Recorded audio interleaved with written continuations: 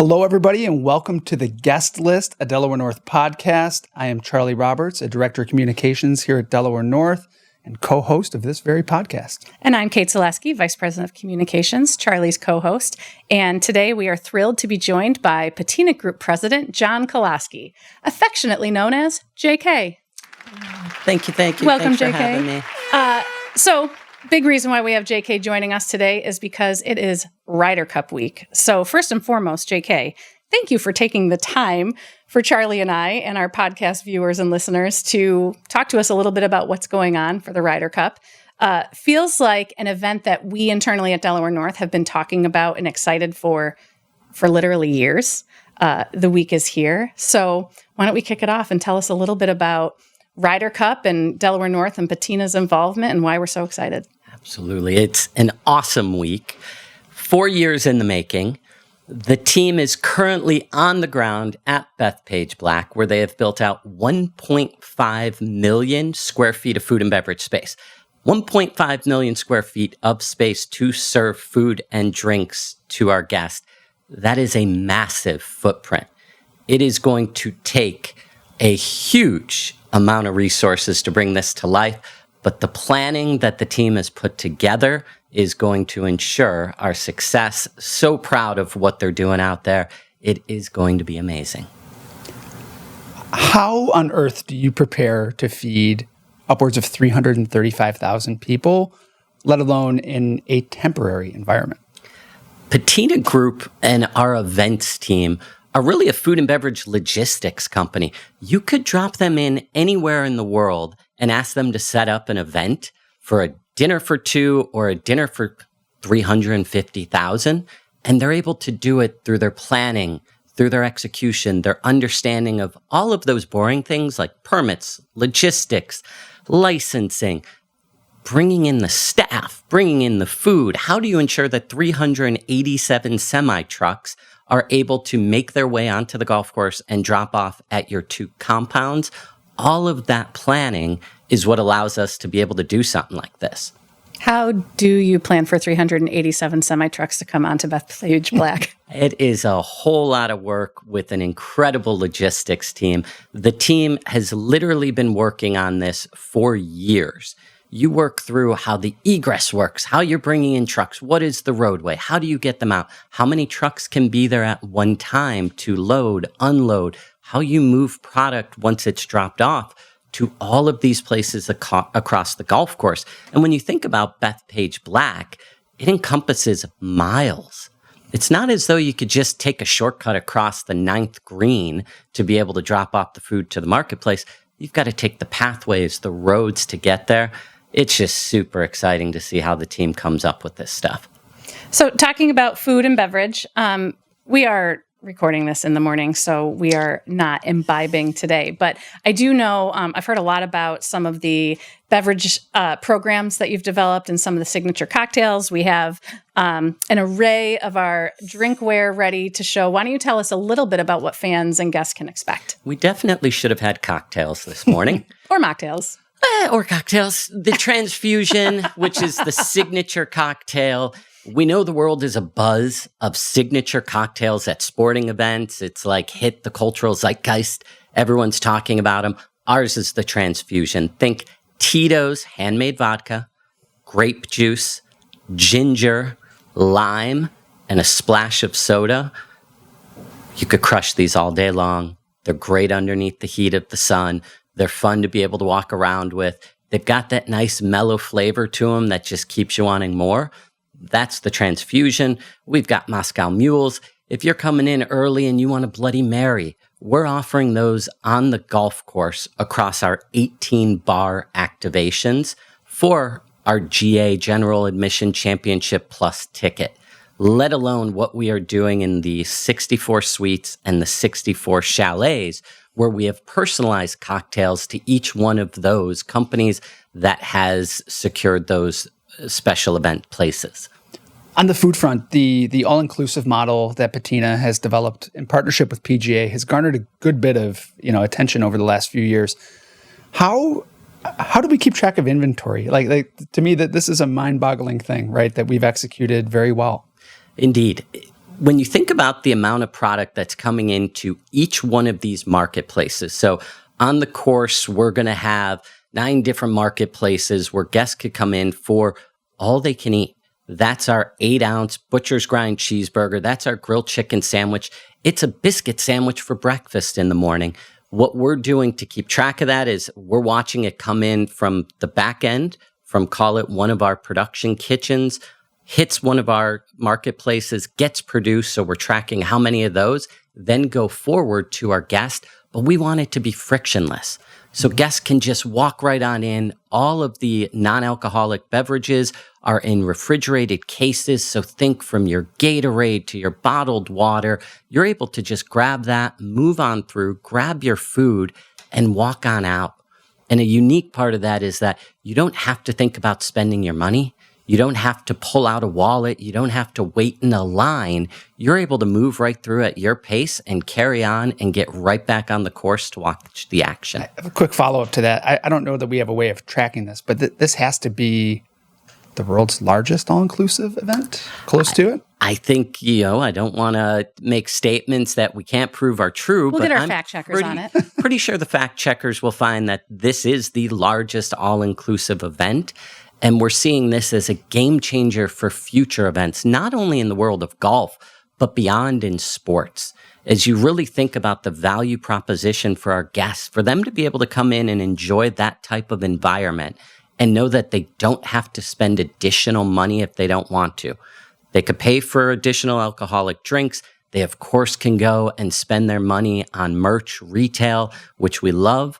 But in this case, it allows them to really plan out their week in a different way, which they love. We've seen guest satisfaction scores on the course go from the mid-70s to the upper 90s since we introduced the all-inclusive championship ticket. Incredible. That's incredible. Actually, something Charlie just asked you about how you developed that all-inclusive model in partnership with the PGA. We talk a lot at Delaware North about partnerships and what we look for in a partnership. I always hear that PGA of America is one of our top and best partners. Can you talk a little bit about them as our client and what makes that partnership work so well? Great people. They're honestly great people with aligned values, not only for what happens on the golf course, but as companies. When we think of the PGA of America and you go to their headquarters in Frisco, Texas, you meet with their CEO, Derek, and you could have a conversation and talk through opportunities. You could talk through predicted challenges and how to overcome them. You could work with David Charles and the team, Brandon, to work through anything that we see that can improve the fan experience on the course and have a great dialogue. That open dialogue is second to none. Our values are aligned. How we want to execute is aligned. And when it comes to being on the course, we are mutually supportive. Everyone is on the same team, from morning get-togethers to a nightly recap that we do with them. It's second to none in the industry. Events like this obviously, require support from every corner of the company, Patina Group, Delaware North, This one's a little bit different in that we also have, colleagues coming over from Europe.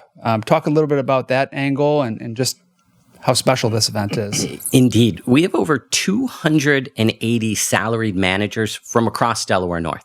Sports service, gaming, THS, parks, coming to help us. The UK team is going to be here. As we know, this is the US versus Europe. So it's great for us to bring our specialists from the UK on over to help support us. And one of the exciting pieces is that as we look at the future, we're hoping that this 25 Ryder Cup here at Bethpage Black turns into an opportunity for us at Adair Manor in 2027 in Ireland. So for us to start to connect the US and European PGA teams, this is a huge win on a global scale. And it's because of the strength of Delaware North that we're able to do this. And it's not just feeding the fans this year, right? We're also feeding the players. Feeding the players, and we're talking to dietitians and agents and different people who have opinions about how people should eat when they're on a golf course. Mm-hmm. We take all that information, throw it together, work through with our incredible culinary team from Chef Ed, Chef Colleen, led by, of course, Chef Lou Piugi, and being able to have the vision for how we execute at this scale. It's super cool to see them take all of this information and go back and execute a quality of food that's second to none. But we're on a golf course in the middle of Long Island. It's incredible. Before we move into our lightning round, is there anything else we haven't covered about Ryder Cup that you want to share? Just remember, there's going to be a lot of traffic getting there. So if you want to use a helicopter, there are 24 helicopter pads that will be out by Bethpage Black. There will be a pop-up of the world-famous Rayo's New York restaurant that we are helping to support that will be executing on the course. We're talking about a dinner experience that's upwards of $3,000 a person there. When you get into the Ryder Cup, this event is second to none. The excitement. It's the U.S. versus Europe. It's this worldwide phenomenon. The energy there is palpable. Take it all in. If you have the opportunity to be there, walk down that first fairway, absorb all of that energy. When they kick it off on Thursday, it is lightning in a bottle released. It is going to be so much fun.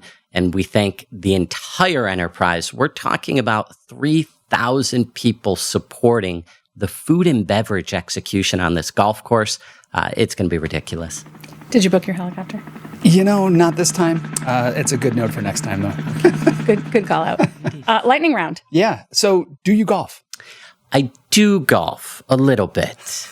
I would say that I fall in that category of people who's not bad enough at golf that I don't golf. But I do believe that if I perhaps, had a second career and I focus 100% of my time on golf, that I may be able to break 80. We're aligned in that. So if you ever want to go, maybe do a public course here in Buffalo, let me know. Speaking of Buffalo, you are a recent transplant to Buffalo. It's been almost 2 years now, though. I can't really believe how time flies. As a true Buffalonian now, you go for drums or flats? Ooh, flats. More importantly, have you given up ranch in favor of blue cheese? I have always been a blue cheese lover. Like since I was a kid, I loved blue cheese. So coming here to Buffalo and seeing the respect that chefs put on their blue cheese dressing, it brings a tear to my eye. I'm going to shout out Bar Bill. Let's just be honest. It's my favorite of the blue cheeses. We could argue chicken wings all day. Of course, I have respect for what is considered the original Anchor Bar. Absolutely. Blue cheese, really good. Really good. But Bar Bill's blue cheese, second to none. Gabriel's Gates, the wings, fantastic. There's some other ones here and there. Like I've even had chicken tenders that I would say are up there in the top 0.1% of food that I've eaten. I agree. I would like to offer, full disclosure that we did not give J.K. these questions in advance. So I am thrilled to hear that you have such a strong take. J.K. Kolaski, blue cheese connoisseur. Truly. Well, we will close with this. An ideal day off from work is what for you? The beauty of Western New York, there are so many things to get out and see. So I think it would be waking up with my wife. We have a dog, Woody. He's fantastic. Woody, little shout out here, buddy. Named for? He was named after Woody in Toy Story. Howdy, my name is Woody. Go grab a coffee. Love 5 Points. Don't know if you ever gone there. Oh, yeah. Coffee's great. The pastries. And the people. The people are phenomenal. They do this little raspberry sugar cookie. It's fantastic. Grab one of those. Take a little bit of a drive. Maybe go down to, and I'm going to get the name wrong, but Knott's Farm. Yeah. Where Woody could go run around. We'll go hit that up. Maybe go over to East Aurora and grab a little lunch. And then recently, we discovered Rizzo's House of Parm. Oh, yeah. Fort Erie. 20 minutes to go into Canada. Love Canada. They're very nice. Order pickup. Go there. Pick it up. Come on back and enjoy Rizzo's because it's hard to get a reservation. Ever since their Rolling Stones mention, it's impossible. Well, and Maddie Matheson being involved in the Bear. Just a lot of good things going for them. Spectacular. That sounds like an A+ day to me. I know. I feel like that could have been, how New York Times does 36 hours in a city? Jacob could have written that for you. There it is. That's what I'm here for. Thank you so much again. I mean, this was all a great conversation, all in good fun, but this is the busiest week of the year for Patina Group and for JK as leader of Patina Group. And so the fact that you dedicated this time to us, we deeply appreciate. And thank you all for listening, and join us on the next episode of The Guest List. Thanks for having me. I love this. Thanks, JK. Little studio here. This is so nice.